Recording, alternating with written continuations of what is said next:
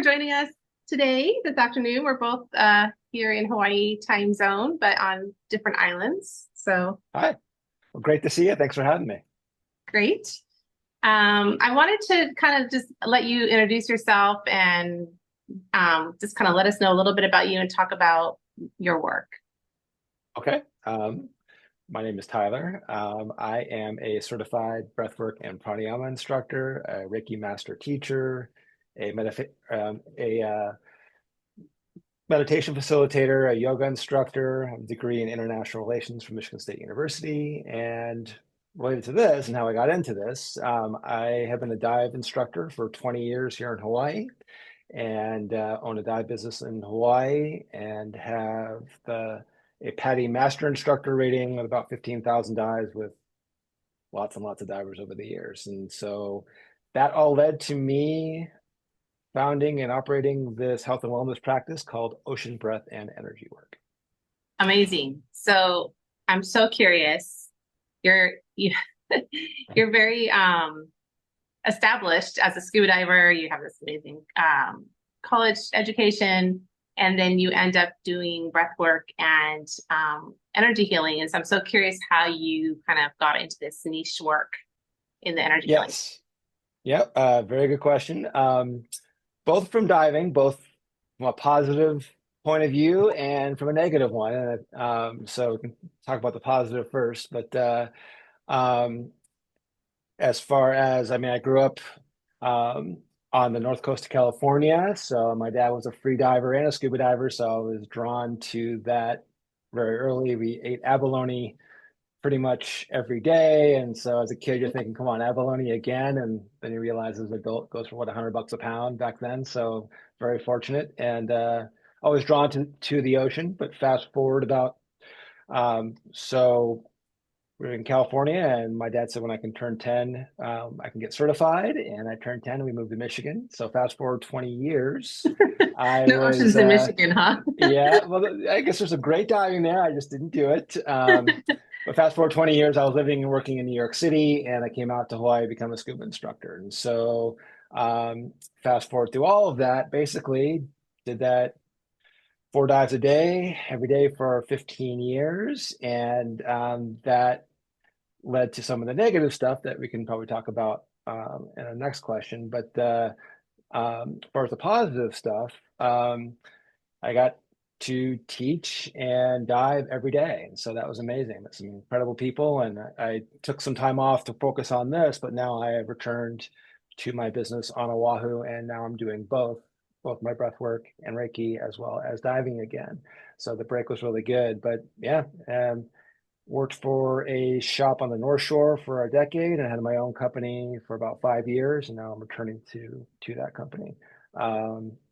So how it led to diving on a positive aspect, or led to breathwork and Reiki in a positive aspect, is um, I started to think as I was doing a lot of work and doing 15,000 dives over 15 years takes its toll a little bit, and started thinking, well, my job as a dive instructor is to help people become relaxed, balanced, and diving we call it neutrally buoyant, but balance centered, so relaxed, balanced, calm, still. And there's a difference, I think, between calm and still, but mostly present.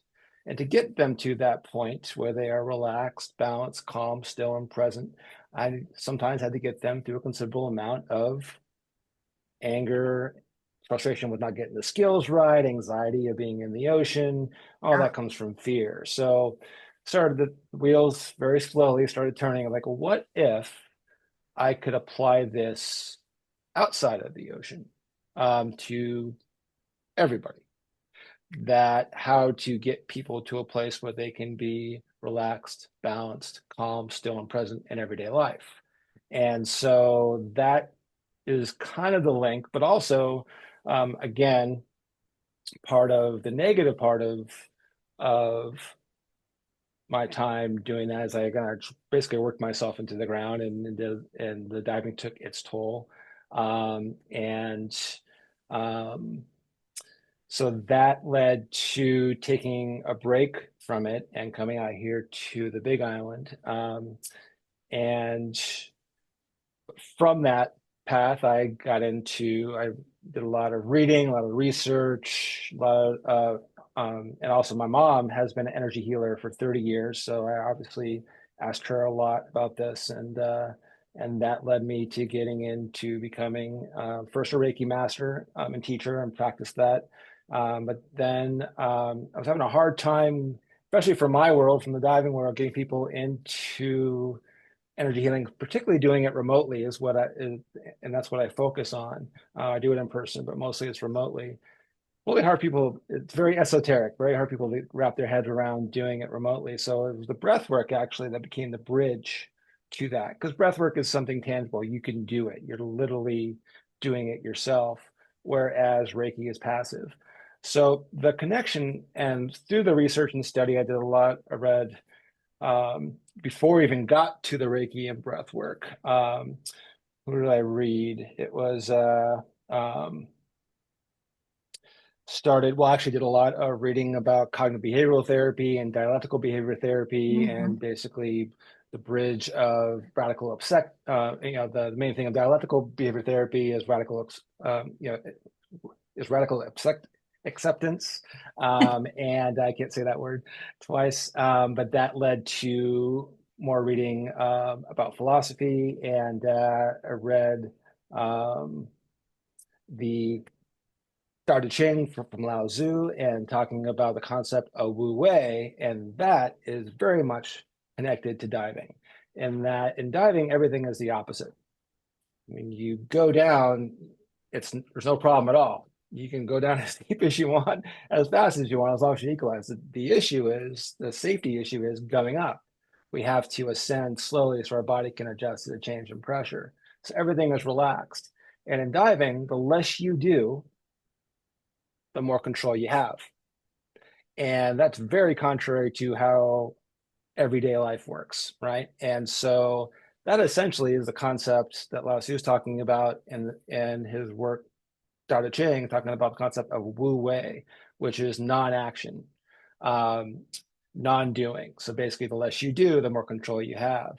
So, and in diving, I think divers actually probably have a better understanding about energy, even though they may not realize it, than most, because we're literally immersed in it. You know that, again, in diving, the less you move, the more control you have. How you regulate your breathing. The main tool we use in scuba diving is not the gear that we buy, it's how we breathe. And so that affects your buoyancy, it affects how you move in the water, it affects your mindset, it affects everything.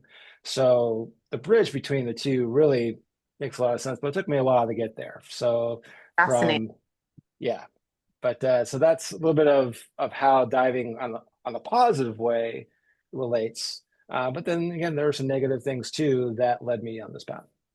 Yeah.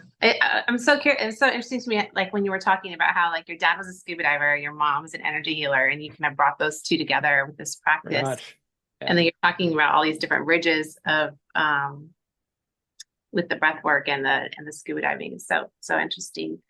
Um, so okay, so how is the breath work and energy work that you do similar to the scuba diving?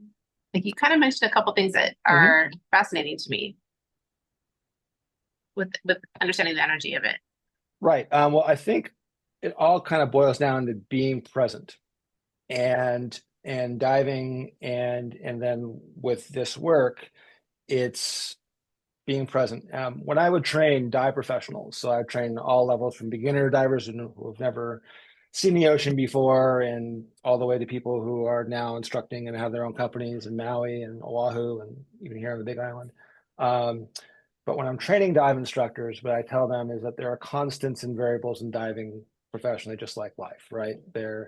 And diving in that scenario, the constants are your skill set, your training, your judgment, your attitude. Every dive you do, you build those constants. And the variables will always be two things: the people in the water with you and the ocean. You never have complete control of them, so don't try. But the more you build your constants, the more you're in a position to have as much control of yourself within those variables as you can.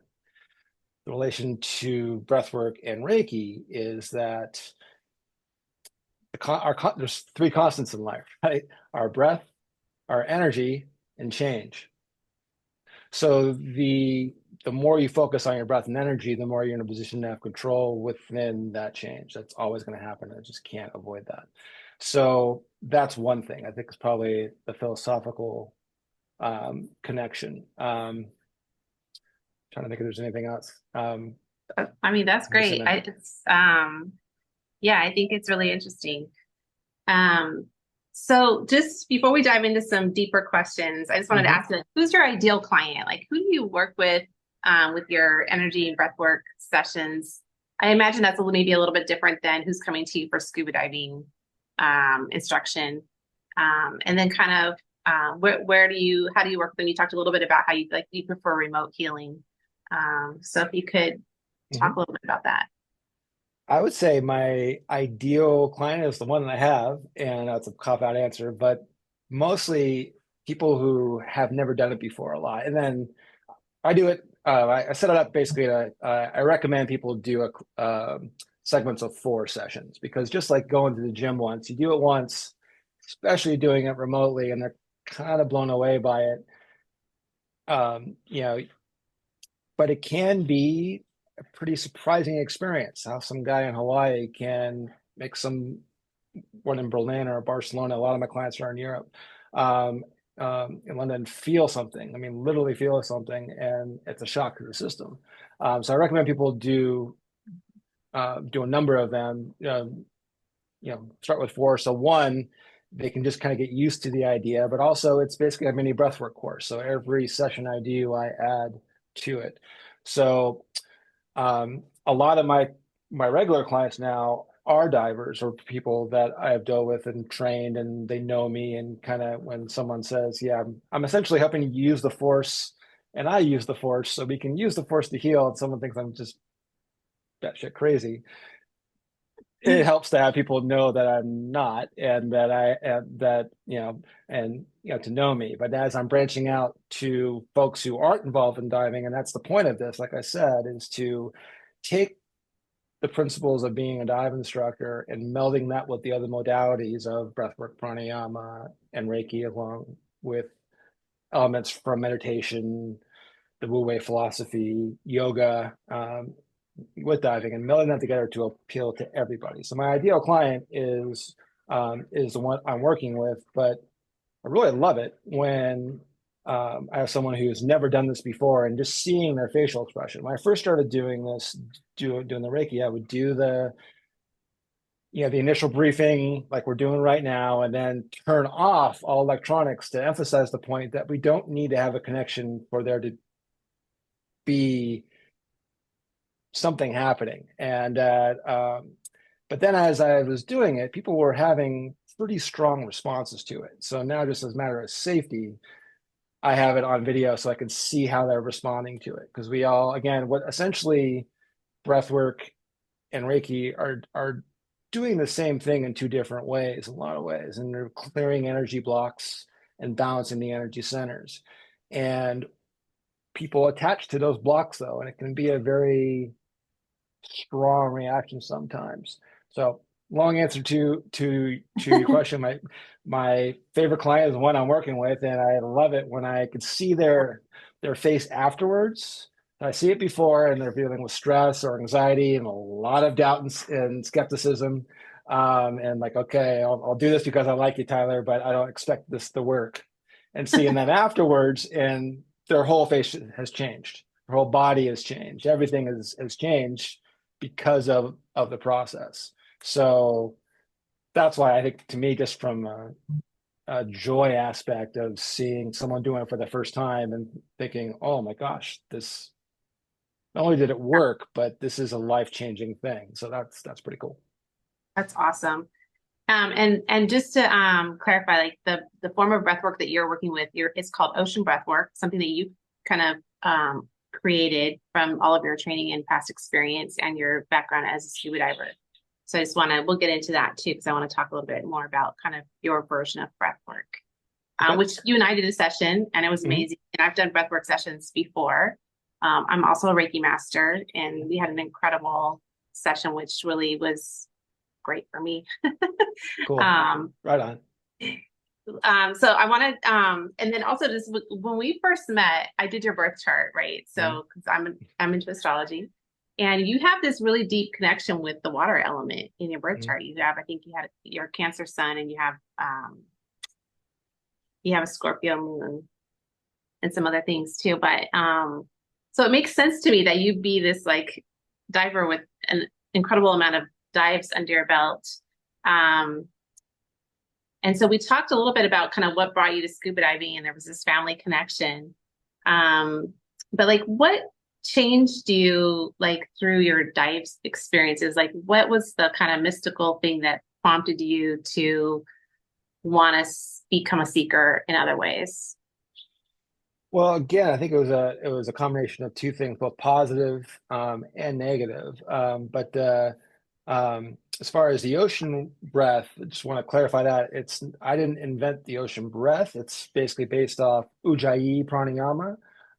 So it's a very helpful breath, and at first I chose it just as the name of my practice because it made sense. Again, the connection between the ocean and that. But as I'm doing this, as you know, the Reiki is really powerful, but it's the ocean breath that I'm getting feedback from folks is the most helpful. But basically, ocean breath is another name for Ujjayi pranayama, and basically it's where you breathe in and out the nose, but you're gently contracting your throat. So you're making the sound of the ocean going in and out. So again, it's a popular it's a very um, often taught technique in pranayama, but it's hard to get right away. So it takes some time to get, but it's a foundation of what I do in my sessions. I basically do a combination of Dirga pranayama, which is basically 3-step yogic diaphragmatic breathing, combining that with Ujjayi breath, which is the ocean breath. Also, they call it victorious breath.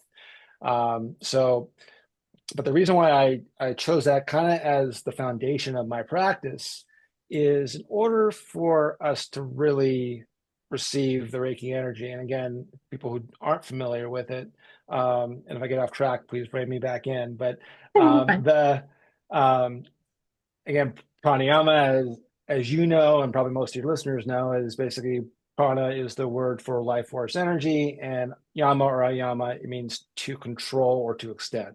So basically, breath work, right?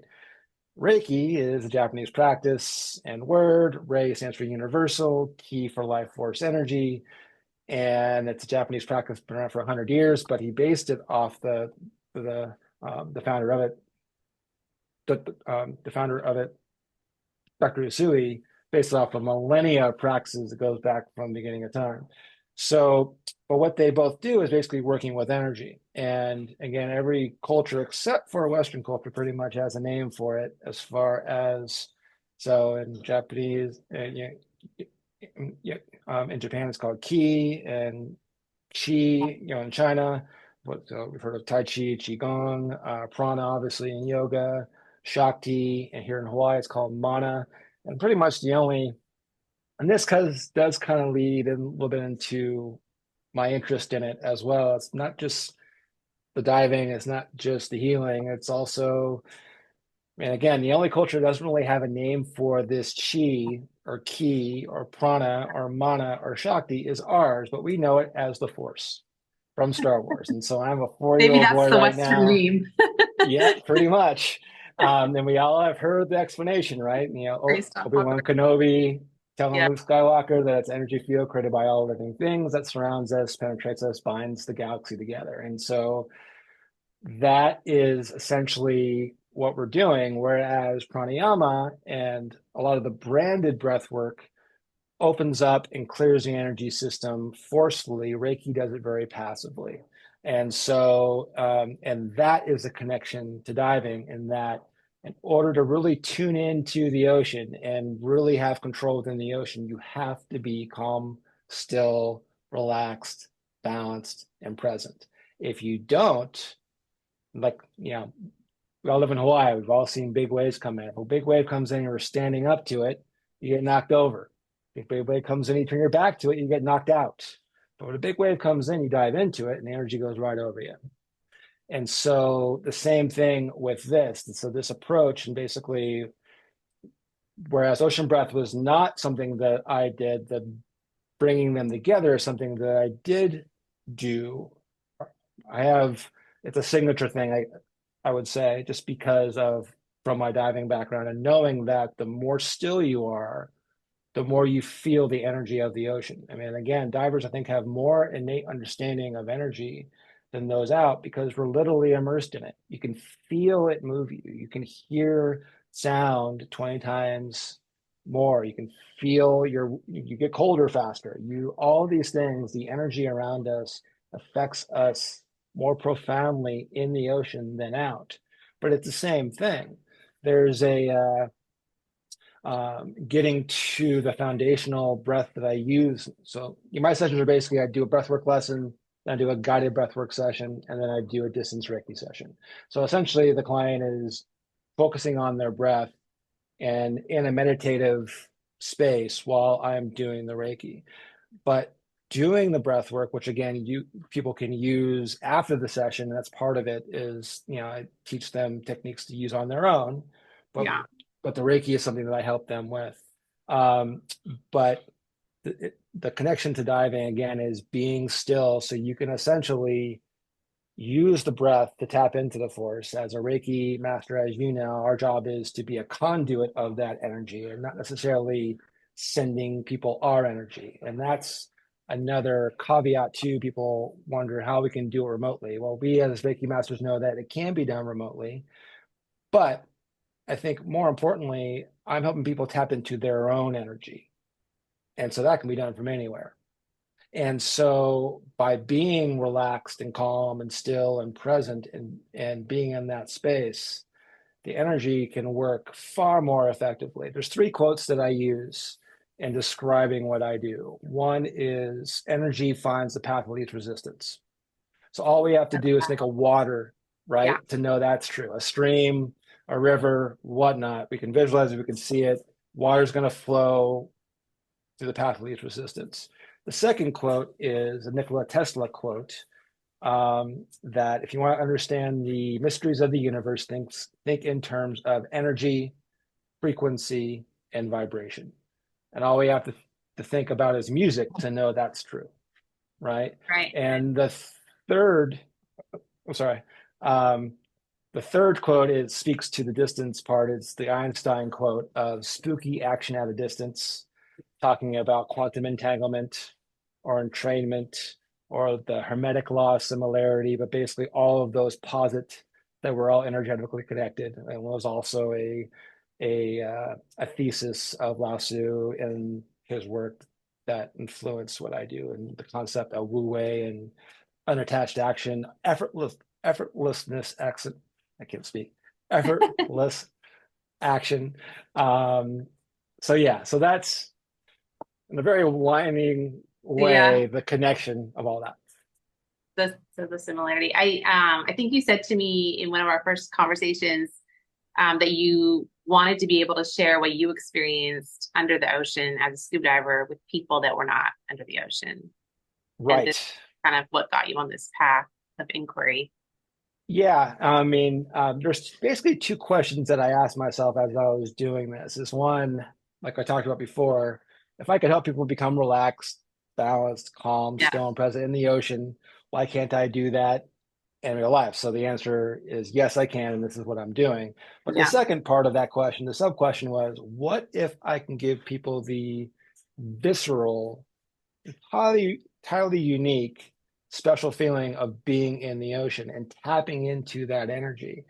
I wrote something, I forget, and I'm going to butcher it, but I think I think what I wrote, for years I spent um, help people breathe so they can be immersed in the energy in the ocean, and now I help them breathe so they can tap into the energy of ocean within. Oh, So beautiful. I appreciate it. I'm sure I wrote it much more eloquently. I can't remember what I wrote. But essentially that's the thing, right? Is that we're Yeah. tapping into the ocean. So a lot of the feedback I get from my clients is that they feel like they're floating.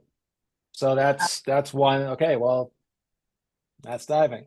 I also had a really unique experience once. I had someone who had never been diving before in their entire life, and our first session, and those, of your listeners and followers that have done Reiki and do distance Reiki know that we have like an internal Reiki room, right? A place where we can visualize sharing this space and doing the work. And mine, the course is underwater because again, it's me. Okay. So like an underwater cave, whatnot, or whatever. So I'm working on this person who had never been in the water before, and she's in Michigan and I am here in Hawaii. And first time doing it again, highly skeptical, good friend of mine. I'd known her forever. So I was just doing this basically to humor me, basically. And very sweetly, and I really appreciated it. Um, but one of her first responses, other than the fact that just her mind was blown and it was a life-changing thing, was that she felt pressure in her sinuses. So Okay. that to me was like, okay, that's interesting. And I've told you this to all of my clients this. I don't know what I don't know about this stuff. And I am okay with that and keen to learn more. But for some reason, somebody in Michigan, while I'm working on them here in Hawaii, felt pressure in their ears and sinuses. And they were on land. There were no water involved in it. That's a common misconception that my ocean breath energy work does not take place in the ocean. People do it from the comfort of their own homes through a Right. FaceTime call. Yeah. But Yeah, that's good to clarify. I think I never thought of it that way. People could misunderstand if they haven't done it yeah, before. yeah. Basically, I'm using my experiences from the time in the ocean as well as the ocean breath, the well-known pranayama, to help people tap into this energy that's all around us. That again, that we as divers can feel and sense and work with. And here, those of us outside of the water, it's less dense, right? It's we Mhm. don't we it again, it's not as pronounced as it is in the ocean. And so anyway, I'm sure I rambled on that question as well. No, it's all good.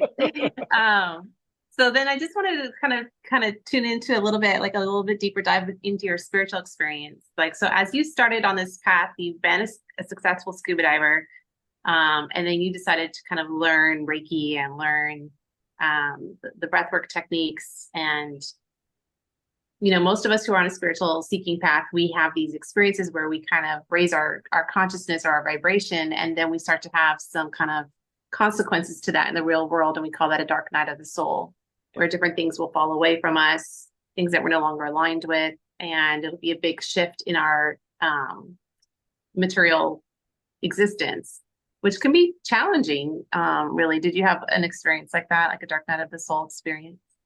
I did. That was the negative part of my time in the ocean um, that caused it. So basically, again, I loved what I did. I love what I do. I mean, teaching diving is what I love to do, and so I'm really excited to return to it after, essentially now I'm building a new business and rebuilding the old one. And the two are very separate, but both obviously feed into each other.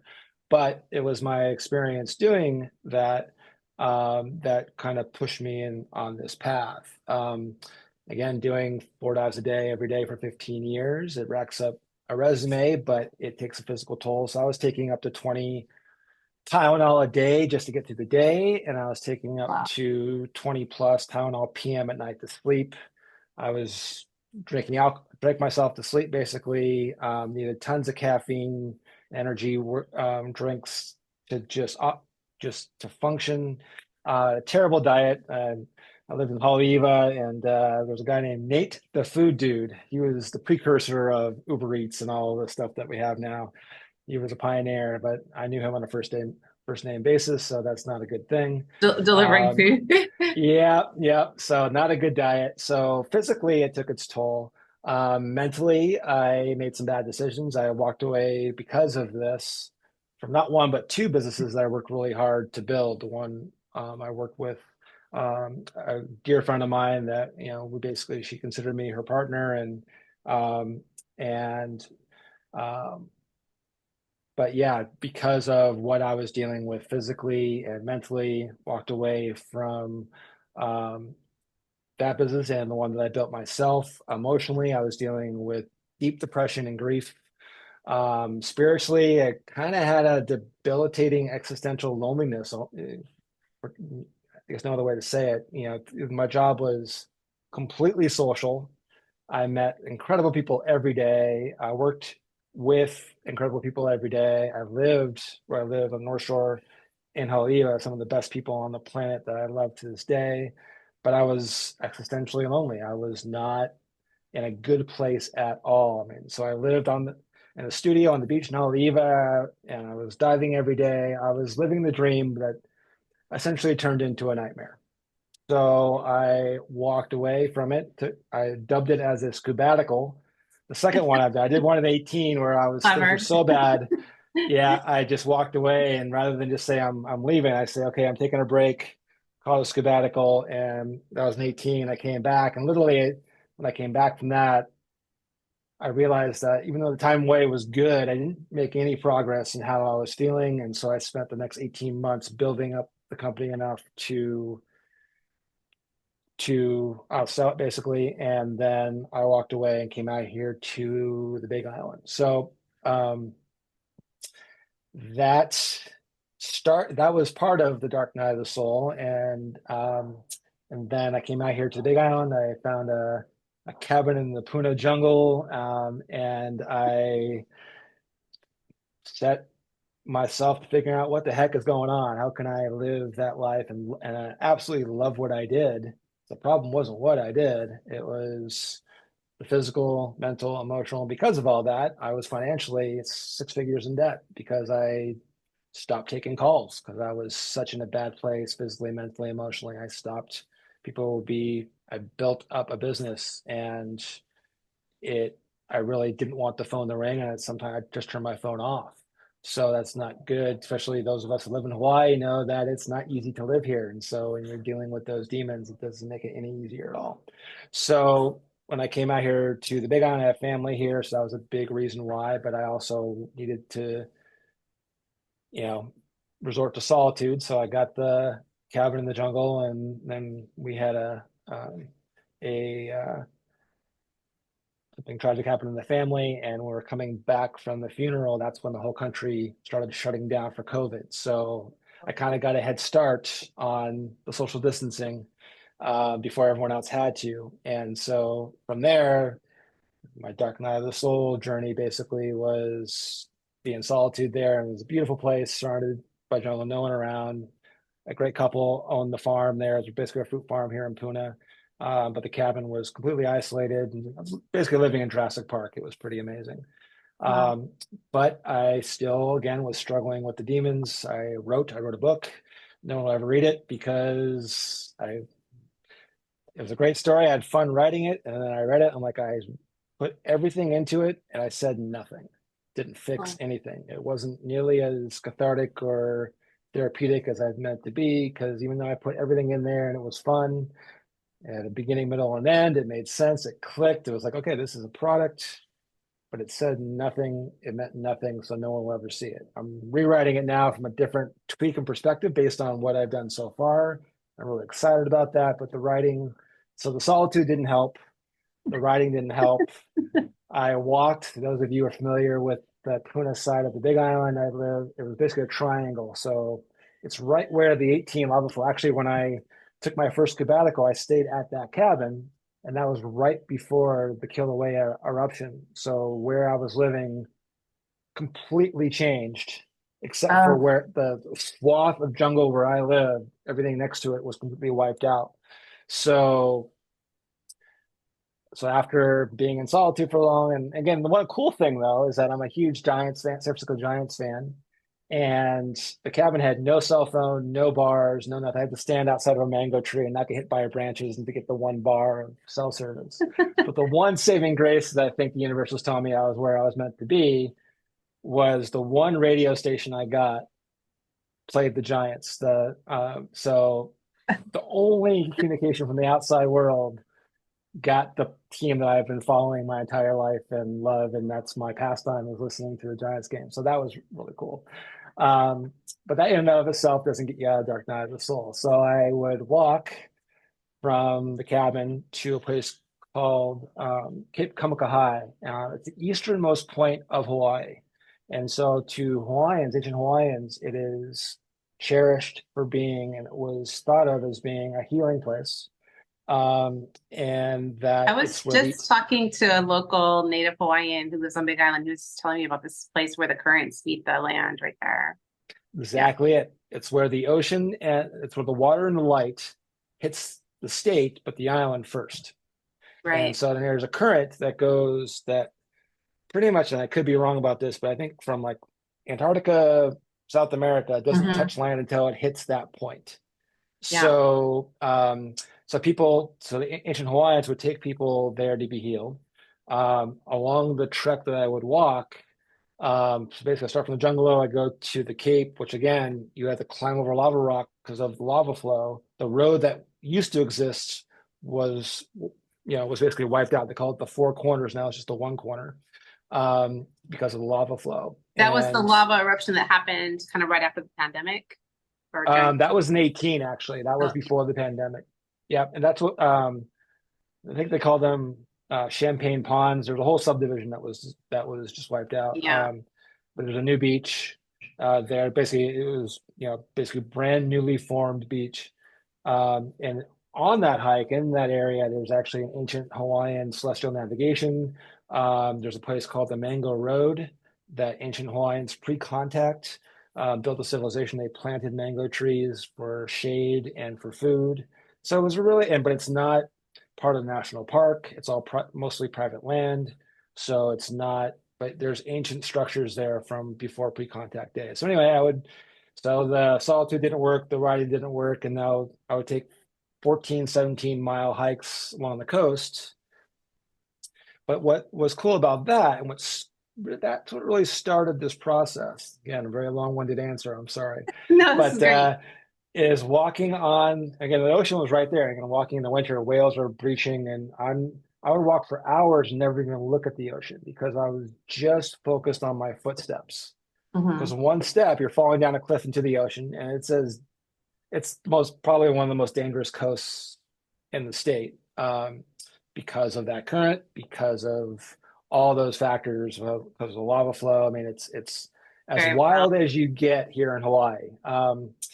And so essentially, I would do day-long hikes. It would be exercise in presence. And the only time I ever felt that feeling of being present, basically, you're essentially just focusing on every footstep, because if you don't, you're seriously hurt and there's no one around you to help you. So it probably wasn't the smartest thing in my, for me to do, but I guess that's kind of me, I guess, sometimes. But I would do those walks. And again, you have to focus on every step. So being present. And the only time I ever felt that was diving, and where you have to, again, going back to my training dive professionals, and again, the constants and variables, right? And you get in the water, you're looking up at your divers, you have to forget everything. You have your plan, you have your idea how a dive is going to go, you have your briefing, you tell them, you assess who is diving with, you're doing all these things. But when you get in the water, your back is to the shipwreck 100 feet down, and you're looking at six divers you've never met before in your life, all you can do is be present and respond to those variables, anticipate and respond. You can't react because it's too late. So in order to be in a place where you can respond to those variables in a way that can save lives, prevent accidents, and provide a safe, fun experience, is to be entirely present. So the only time I felt that outside of diving was walking along that coast. Mm. So that, along with being very spiritual place, like you talked about, and that kind of led to my reading. And again, the cognitive behavior therapy I read about, the dialectical behavior therapy, which kind of brings in Zen Buddhism and more Eastern philosophies to it. There's a book written by Michael Brown called The Presence Process. Read a lot of Eckhart Tolle's books, The Power of Now, Being Present, and The New Earth. James Nestor, read a lot of him. Deep was his first book, I think, talking about freediving, which obviously I had an Oh, interest in, I haven't read but that. also his work. So Deep first, and then he had a book called uh, it's called Breath. So basically, it was my first really introduction to breath work. I was reading that. but I wasn't quite ready for learning that yet. But that was my first introduction to breathwork, was James Nestor's book Breath. Hmm. And then I read Don Miguel Ruiz's book, The Four Agreements, and that spoke to me in a certain way. But then I realized, and I got it, and I've known about the Tao and Lao Tzu and the Tao Te Ching forever. My dad is a huge fan of it, and I've learned a lot from him about that. But in reading that again, I realized that every one of those authors, except for the cognitive behavioral therapy authors, every single one of those people were talking about the exact same thing, and about being present and the source energy that we have within us that is, again, surrounds us, penetrates us, binds us together. And that source energy essentially is love. Right. And what Don Miguel Ruiz talks about in his book, The Four Agreements, and his four agreements are, let's see if I can remember them correctly. Be impeccable with your words. Yeah. Be don't take anything personally.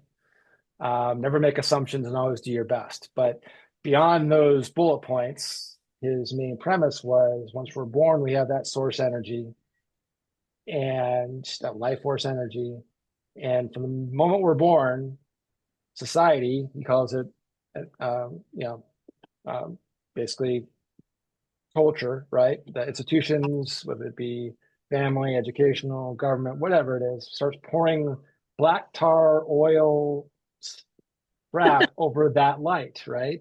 Right. And that stuff hardens and forms and creates blocks. And so essentially, that was kind of a combination of all that stuff, but with my understanding now of after reading all these people, and they're all basically saying the exact same thing as Lao Tzu is the less you do, the better it is. Let go. The way, the Tao is the way. And how I do the way is use the concept of Wu Wei, which is effortless action, doing less. And that essentially is what diving is being as relaxed, calm, still, and present as you can be to move within the variable that is the ocean and the energy around us. And so that was the very winding road. So then from Yeah. there, I asked my mom, who's again been an energy healer for 30 years, like, okay, how can I learn to work with energy? And she says, take a Reiki course. So I took two Reiki courses, became attuned, and though I'm pretty sure my mom attuned me as well in the process of doing stuff. But and then from the Reiki turned into I became a pranayama instructor, or actually pranayama instructor first, then a breathwork instructor, and then meditation, and then I became a yoga teacher just because all of this kind of comes from yoga. And come full circle, I know I'm winding on, but I would tell my dive students for years that scuba diving was more akin to Zen yoga than extreme sport because the more relaxed you are, the easier and safer and more enjoyable it is. So I said that without ever doing yoga in my entire life. So now that I have, and now that I do, and now that I teach it, I can say that it is true. But before I would just kind of pull it out of my ass. But yeah. So anyway, that's the Something path. I've learned about you is you don't do anything half-assed. You I you don't. you said you even did your Reiki attunements with one more than one Reiki master. Nobody does that. I know. And essentially, I mean, again, I've been attuned by three people because I mean, I know my mom has attuned me, even though it's not technically Reiki. She does another form of energy healing. But Yeah. yeah. And I think maybe you can attest to this too. Once we start doing Reiki and become attuned, we realize we've been doing this our whole lives, right? I Yeah. mean, one way or another, we're tuned into this energy, and the attunement obviously Yeah. makes it official. For me, the attunements helped me to understand how energy is organized or how I hold energy within my body. And Yep. also experiences that I've been having since childhood. I got like a lot of downloads after each of my attunements about what those were. Um, it just like it deepened my understanding of how I channel energy. Yep. Nope. Absolutely. Yeah. Absolutely. Let's see, we covered a lot of these questions. So I'm going to skip. I had pre-written out some questions. Let me Cool. see where I want to go Cool. with this. Hold on a Right second. on. I thought that Um, might be the case. Sorry about yeah, that. no, it's good. Um, I was going to ask you like how your version of breath work is a little bit different than other styles of breath work. And I think you Yep. kind of touched on it already, so you don't have to spend a lot of time on it, but Yep. if there's I anything else think you want to add. Yep, absolutely. I mean, again, I use breathwork as a means to an end, as a way to get people to a point where they can receive the Reiki. There's four types of breathwork, right? There and I always mess this up, but pranayama is breathwork, but not all breathwork is pranayama. I think pranayama is, again, life force energy and learning how to extend and control it and using that, but a more all-encompassing type of experience. So not just the gross body, but the subtle body and the energetic body as well. Whereas so there's four types of breath work. There is activating, strong breath work. There is cleansing breath work. There is balancing breath work or pranayamas, and there's calming. But essentially, it's two things. There is the activating and cleansing, and the balancing and calming. For my sessions, I just do the balancing and calming, though you'll know from our session, I do teach the stronger breath work after the follow-up, just to have people have a chance to, again, take it into their own hands and work with their energy on their own. But what I've found is, and again, this comes from my experience diving, is that working with energy is far more effective if you do it passively. And that's what Reiki is. It allows the energy to do the work for you if you get to a place where you can accept it. And the calming and balancing breath work gets you to a place where you can accept it. So, and I learned this the hard way, a lot of my clients from this version of it came from a breathwork course I took from a teacher who's in Portugal. So a lot of those of my classmates this a couple of years ago are in Europe because it was a Europe-based course. But I learned that, and I learned this hands-on, is that I had one person who was a classmate of mine and an early client of this version of what I do was really wanted to do strong breathing. So, the branded breath work that we all hear about, the strong breathing so whether it be Wim Hof, Right, right. somatic, rebirthing, holotropic, emotional release, shamanic, 9D, just all the branded breath work are all pretty much versions of conscious connected breathing, which is essentially hyperventilation. Okay. So, right. And it's blowing down the house, breathing sharp, fast, and have your inhales and exhales the same, or breathing in big and out short. And that's what freedivers do to prepare because you're expelling CO2 from your system. What tells you need to breathe is not the lack of oxygen, it's the buildup of CO2, right? So that's why freedivers, you're expelling the CO2 from your system. So all the branded breath work pretty much is doing that. And it is very gross. It's very physical. It is, as Wim Hof says, and yeah, you get high in your own supply, right? You are feeling the sensations of this Mhm. strong breathing. And you are clearing blocks this way, but not everyone can do it. You can't do this type of breathing if you are elderly. You can't do this if you have a heart condition. You can't do this if you have recent surgery. You can't do this if you have trauma. And this is a common thing that's missed, that not all breath work is good for PTSD and trauma because you're basically, when you're doing this strong breathing, so again, two types of breathing, strong breathing and gentle breathing. Strong breathing is activating your sympathetic nervous system response. It's the fight or flight.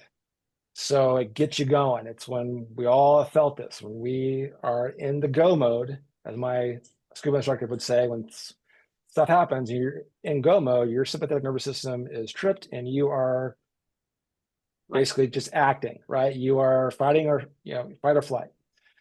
So there's sympathetic nervous system response and the parasympathetic nervous system response. And so what my work does is focuses on the parasympathetic nervous system response, because what that does is that triggers the rest and digest mode that allows you to relax and makes you relax. If you do this breath, and that's why the foundation of my practice are the 3-step yogic breathing with the ocean breath, because when you do this breath, one, by gently contracting your throat as you breathe in through your nose, it's like drinking water from a straw, right? You drink water from a straw, you're getting more water than you would if you were just, drink it out of a cup. So when you are doing this breath, making that sound, you are shooting more oxygen into your bloodstream because the volume of your throat is now smaller. So it's like drinking water from a straw. So you're shooting more oxygen into your bloodstream. But the other thing that it does physically is that it triggers your vagus nerve. And the vagus nerve goes from our brainstem down to our intestines. And that triggers that parasympathetic nervous response, which is the rest and digest mode. Our body, and you know this as a healer, as Reiki master, our body can't heal unless it's relaxed. Energy can't flow where there's resistance. So this breath is, besides, again, the cool thing about doing the ocean breath, you're literally making the sound of the ocean going in and out. But another cool connection, I'm nerding out here, but it sounds like Darth Vader. And how do they make the sound for Darth Vader in the movies? They use a scuba regulator. And what are we doing when we're doing Reiki? We're essentially using the force. So that's just me geeking out about it. But the really important part of this breath and doing this type of breath work is that if you do it correctly, there's no way you cannot be relaxed. And another connection to diving is when I had students who were freaked out, they were beyond panicked. Last thing they want to do is go in the ocean. Again, natural, right? I would have them put their face in the water, the mask on, rig in, focus on their breath, put their face in the water. And the act of doing that would slow their heartbeat down. It's called the mammalian reflex. It causes bradycardia. And what that does is it triggers the vagus nerve and it slows your heartbeat down. On land, when we're stressed, what do? We put cold water on our face. Why do we do it? Well, because we've always done it. But why do we do it? Because it slows our heartbeat down. So when I have students who are in the water, I put their face in the water, and what they're most afraid of will literally calm them down if they let it. The cold water on their face will, no matter what they do, it's an involuntary nervous response. We don't control our sympathetic nervous response. We don't control our parasympathetic response. We can affect it, we can trigger it, but it's automatic. It's going to happen on its own. So if we relax enough, we let go enough, that's the operative term in what I do, letting go, is then, in the water, it'll calm me down, but doing this breath, the ocean breath, will calm me down if you do it. So that's the main difference between what I do and what a lot of the branded breath work is basically and there's a lot of great benefit from doing that strong breathing. Absolutely. I mean, you are opening up, it helps the cardiovascular system, your metabolism, it helps, it clears the mind. I mean, there's some incredible things that strong breathing can do, but it's very forceful and not everyone can do it. Because again, if you're older, if you have heart conditions, if you have high blood pressure, if you have trauma, all these things, you can't do it. But anybody can do Reiki and this parasympathetic breath work. And so that's what draws me to it, is that strong breath. And the point I was getting to before that I got out of the way, my classmate that was doing it, he was really into Wim Hof and really into strong breathing, and he's awesome. He's an incredible yoga instructor, breathwork instructor. He's based out of Canada, and he's awesome. But he wanted to do strong breathing, and so I felt when I was doing the Reiki, literally, I felt feedback because we were doing the same thing in two opposite ways. He was clearing energy by blowing the house down and holding the breath and doing all the things you do when you're doing conscious connected breathing, which again is very helpful. Mm-hmm. But when I was doing the Reiki, I'm doing exactly the same thing passively. And so literally I felt feedback, and it was intense, and it was not a beneficial, it was not a productive session because of that. So I learned from that again, just like anything, you learn from what you do and you evolve your practice because of it. But that was my lesson in the difference between the two and how they both can do the same thing, but in very different ways. And so I find in clearing energy blocks, again, that's the point of all of this, is clearing the blocks to our energy, that gunk that's pulled over the light source, clearing that and balancing our energy so the energy can flow through our body and help us self-heal.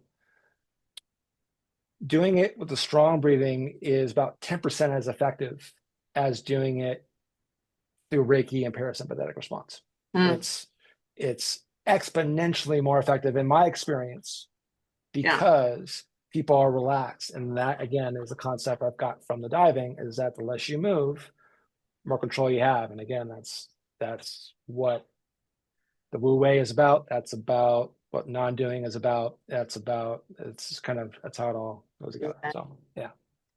Yeah, it's interesting. As you were talking about it, I was reflecting back onto my session with you, and I remember I was just coming out of kind of a emotionally dysregulating situation, and then the fires happened in Los Angeles where I used to live, and all my neighbors lost their homes and my friends, and it was kind of bringing me back to the experience of living on Maui during the fire here in Lahaina.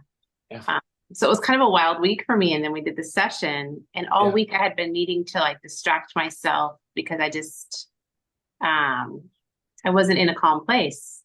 And then after our session, I think I reached out to you and I was like, I just drove home from town, which is like a 25-30 minute drive. And I never even felt the need to put the radio on. I was in a Ah, contemplative place, which is where I usually am, but it hadn't been like that for a week or so.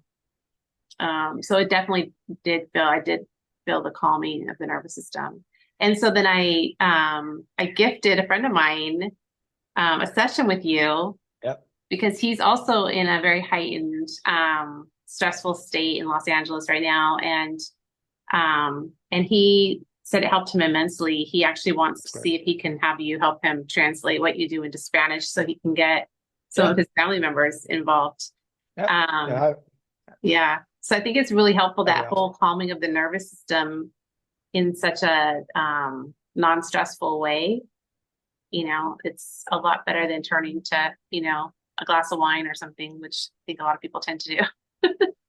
Well, it's a great point that you make. And want to appreciate, the referral and the chance to work with your friend. And I mean, such a great guy. It was a great, and I learned as much from the people I work with than as they learn from me. And that's part of the process. To me, Yeah. I think All that's healers, how I we think, learn. have that experience. Like it's just, Yep. yeah, Yep. I think but that what you were talking about as far as um, kind of what I'm aiming for with this is that you can clear and shift our energetic blocks and balance energy system and enable healing from within without.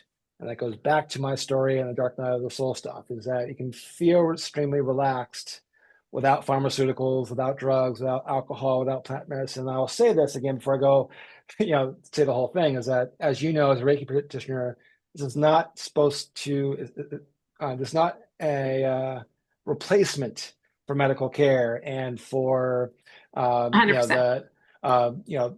the, things that people are prescribed to all my clients. Keep taking what you've been prescribed to take. That's, it's not meant to replace that. It's meant to complement it. But hopefully, the more people work like I have, I can get to a point where I haven't touched a Tylenol in I don't know how long, and before I was going through a big bottle a day. So you can feel relaxed without pharmaceuticals, without drugs, without alcohol, without plant medicine. You can feel less stress and anxiety from within without pharmaceuticals, drugs, alcohol, and plant medicine. You can feel more rested in the morning after a deep sleep without the 20, Yeah. Tylenol PMs or whatever that you're taking. You can feel more energized in the morning without coffee. That's a new one for me. I mean, the most, usually the feedback I get from people is that they're extremely relaxed during the session. And you can maybe attest to this. They sleep very well, and the next day they have a ton of energy. And so be able to do that from within without coffee and energy drinks and have a rush and feel more energized with more focus without energy drinks and that tap of caffeine. Feel more relaxed in the evening. The alcohol, we talked about this during the Yeah. session. Thoughts are energy, Yeah. emotions are energy in motion, right? And so we either need something to get energy or need something to get rid of energy. And that's something I've learned from this, is that energy is not something that you acquire or lose. It's not something, even though there's $1 billion spent every day on selling you something that you can get energy or to get rid of energy. But energy is not something you acquire or lose. It's either blocked or unblocked, balanced or unbalanced. And so being able to do this from within not only saves you a lot of money on all the things that you're buying otherwise, but it allows you to, again, and people scoff at this, self-heal. But you can be more relaxed in the evening without alcohol. You can have, and again, even though most of the response from folks is deeply relaxed, like they're floating and just Hmm. basically leaving their body, but also sleep very well and have more energy, but also it help people with pain, with chronic pain in some cases. Um, it can help you be more focused without the external extraction. Again, doing less. And yeah, so basically you feel awesome without the block. So the whole point is basically to be able to not only feel better, but be better at feeling from within as opposed to To an without. Yeah. external Yep. lot. Yeah. Amazing. Well, thank you for all of this. I wanted to just ask you, like, how do people find you if they're interested in either learning the technique as a breathwork facilitator, or if they want to Mhm. have a session with you and learn how to use it as a tool for their own well-being? Yep. Yep. Absolutely. No, I do both. Basically, I just do, um, you know, I can just do one session, or I can do in the sections of four. I have someone now who's probably on their 15th or 16th, and eventually we get to the point where I teach how to teach it, and I can attune people to do Reiki at that point too. So, but um, What's your website, or how do they find you? yep, it's called Oceanbreathandenergywork.com. So Ocean Breath and Energy Work, A&D. Um, so oceanbreathandenergywork.com. And my email is oceanbreathandenergywork.com at Gmail. That's probably the best way to do it. Facebook is Ocean Breath and Energy Work. And on Instagram, it's Ocean Breath and Energy Work with an underscore underneath our after each word. So ocean underscore breath underscore and underscore um, energy work. But yeah, basically they just look up oceanbreathandenergywork.com. That's the best way to reach me. Okay. Or I'll put links. oceanbreathandenergywork at Gmail. I'll put links in the description so people can find you easily. Perfect. Perfect. I don't have a YouTube channel yet because all my stuff is private one-on-one through video call. So I don't really have yet but I probably should do, but a YouTube channel because all my sessions are basically private. So Yeah. Sounds like but you're yeah, busy. eh, We'll do the YouTube channel for you. Um, I love it. I love it. and then just before we let you go, I just wanted to just kind of key in on the remote session. So you and I had a remote session from different islands here in Hawaii. You had a remote Yep. session with my friend in Los Angeles. He had an incredible experience, and he's never done breath work or had any kind of Reiki work before. Mhm. And so that's your preference, is my understanding. Yeah. I do. I do in-person ones here in Hawaii. So I Okay. do. And there's a difference a little bit. Generally in person, and I don't do physical contact. I just basically am about 6 inches from the body when I do it in person. Um, but generally the response is it's more physical in person, even though we're not physically touching. Hmm. But doing it remotely is all encompassing, which is why I prefer it because it not only is the physical body that it touches, but it's also the mental, emotional, and energetic, spiritual as well. All our subtle body, or sorry, our gross body, our subtle body, and the energetic body. So these sessions really, it's a more rounded experience, though. So that's why I like to do it remotely. And again, those people who don't believe that that distance Reiki works, it does. But again, I look at it more. I'm helping people tap into their own energy even though I am using Reiki, I am attuned to do so. But combining both of these allows people, helping people do it themselves with my help. So that's why it can really be done remotely. All the feedback I've gotten from people that it's more effective remotely than it is in person. But I am happy to do it in person. Mostly, what it works out is people are skeptical, so I have to do it a lot of times do it in person first Oh, okay. and then they do it remotely. But it's interesting to get the feedback from folks is that it's a much different experience. Each person is different, obviously. Every session is different because of Yeah. all the variables that are involved. But yeah, and just as far as logistics go, it's I can help more people in time remotely than I can doing it in person. So it helps. It's good to do it that way. in person, you're on Oahu now or Big Island? I'll be on Oahu next week, and I'll be there for good. So, so for now, I'm on the Big Island, but starting on the 17th of February, I'll be on Oahu full time. And so I am available for in-person sessions on Oahu starting next week, but I'm available for remote Oh, sessions right now. awesome. That's great. Thank you Well, so thank much. you so much for your time. I appreciate it, Jen. Great to see you again. Yes. Good to see you too. Right on.